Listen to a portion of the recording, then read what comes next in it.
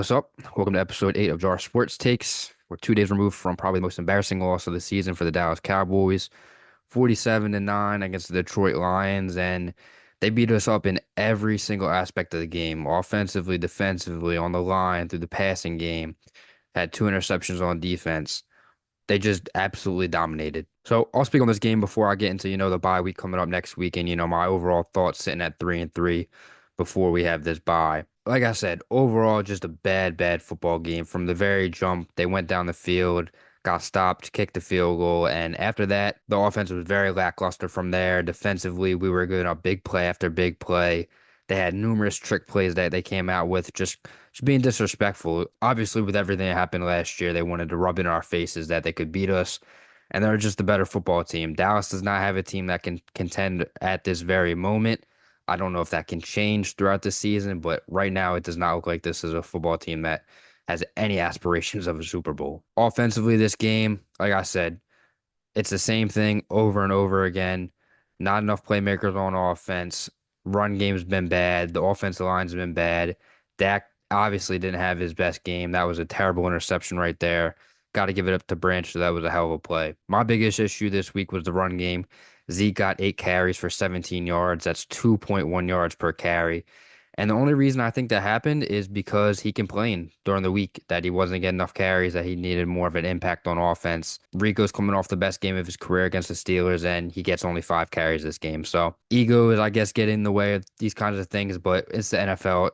Stuff like this should not happen. The best players should be on the field at all times. There's no reason to have this kind of thing happen, especially when we're a losing football team as it is. Then defensively, I mean, Jared Goff had his way, 308 yards for 3 touchdowns. On the ground, they had 184 yards and 2 touchdowns. Just in every single aspect, they were just getting beat up. And I know we're down a lot of guys, Lawrence, Parsons, Bland, Carson, a lot of guys down. And obviously, this looked like a preseason, fourth quarter type roster. But for me, it's the little things. There's a lot of plays where it's just simple effort. Go make the play, run to the ball, actually try to make the tackle. I can count numerous plays from Diggs coming from this game that, he would just try to not tackle. I mean, this play right here kind of explains it right here.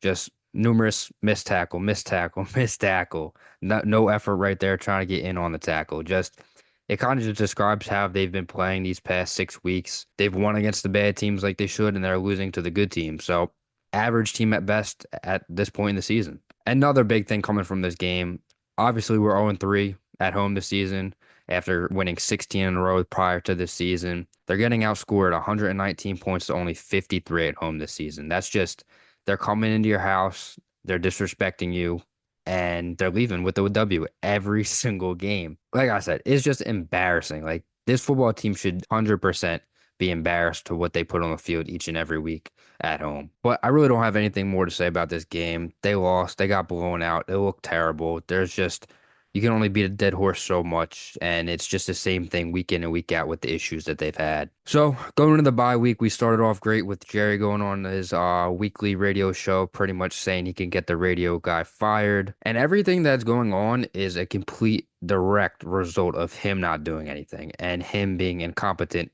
at the general manager position, in my opinion. And a lot of people feel the same exact way as me. They chose not to address certain positions that they know they needed help with. They chose to stay in building, go all in, as they say. And this is what happens. We're 3-3. We beat the bad teams. We're losing to the good teams. So it's pretty much what's been happening year after year these past few seasons. And I just don't think they're in a good position right now. Not even at record wise. I'm just talking about in the locker room, how they're perceived every week in the media. I mean, I was watching First Take at the gym today, and 75% of the entire show was Dallas Cowboys when we just had a Monday Night Football game last night. Devontae Adams just got traded to the Jets. They'd rather talk about the Cowboys and their issues right now. So, like I said, embarrassing, annoying, frustrating, any word you can use, that's how it is being a Cowboys fan. And I guarantee it may be even worse if you're on the team or in that building and work for them. So, do I think this season is salvageable? I don't know. I mean, there's a lot of things that they need to improve on. And I know it's only week 6, overreacting, whatever. I don't care.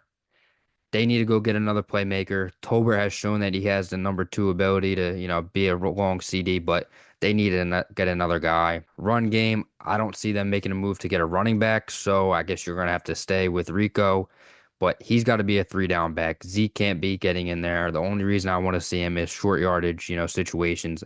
Other than that, keep Rico in if he's healthy. If they want to go out and get a receiver, there's going to be teams that are selling some guys. Teams already know if they're not going to make the playoffs by now. So if they got some guys, on a 1 or 2 years left on their deal, try to get them out the building, get a, few late round picks in compensation for it, they'll do that. So they got to be a buyers at this deadline coming up next month. It's less than 2, 3 weeks away right now. So I would love to see them, go get another guy and help at least a little bit because Dak is struggling back there. Then the offensive line has struggled mightily. Guyton didn't start this week. TJ Bass got the start at left guard while Tyler Smith bumped out to left tackle. They just haven't looked good as a unit either. I mean, I know they're young. I know it's going to take time for them to gel, but 6 weeks into this season, like I said, it doesn't look too hopeful right now. And then offensively, I just want to see them have better play calling. I mean, scheme wise, play calling wise, situational wise. I mean, we're running on first down every single drive.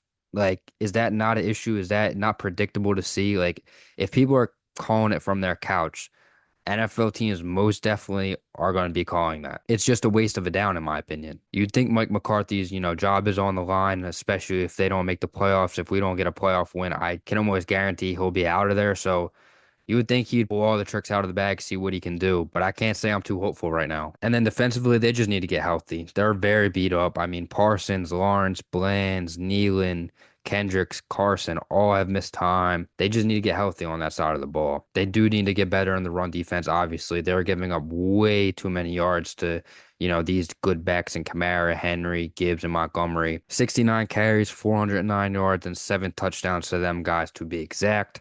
That just can't happen. You can't win ball games when, you're getting pounded on the ground. And just like I said on the offensive side of the ball for receiver, I would love them to go get a D tackle, a big D tackle like they did last year with Jonathan Hankins to get some type of consistency on the defensive line to, really stop the run game. But yeah, that's pretty much my feelings heading into the bye week. Obviously much needed. Get healthy because these next 5 games are going to be anything but easy.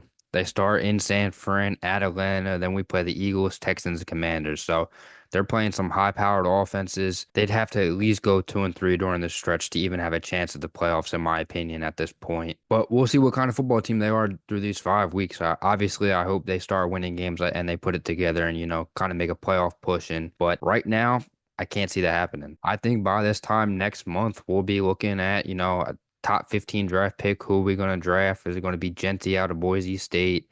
Is it going to be Walker out of Kentucky on the defensive line? Who's going to be our coach next year? Is it going to be Bill Belichick? Is it going to be Ben Johnson? It's going to be these type of conversations we're having instead of, how this team can improve because the season's going to be over by then. It's just a shame that they didn't do enough in this offseason to, make this a competitive team. Obviously, I had some hope in the beginning of the season. That's when my feelings kind of changed. But throughout the whole offseason, this is kind of how I felt, how I thought the season would go. And, I should have stuck with my gut because obviously I was right. I will say, though, 5 years ago, around this time, almost the same exact week, they traded for Amari Cooper from the Raiders. And after starting the season 3-4, they went on an 8-2 run, made a playoff push. We won a playoff game that year, and, things kind of turned around. So if they would love to make a big move like that and let that happen again, I'm all for it. Yeah, that's kind of just my feelings headed into this bye week. Obviously, like I said, much needed. Hopefully they get some rest. Hopefully they get healthy. Hopefully, they figure some things out personnel wise, scheme wise, playmaking wise, health wise.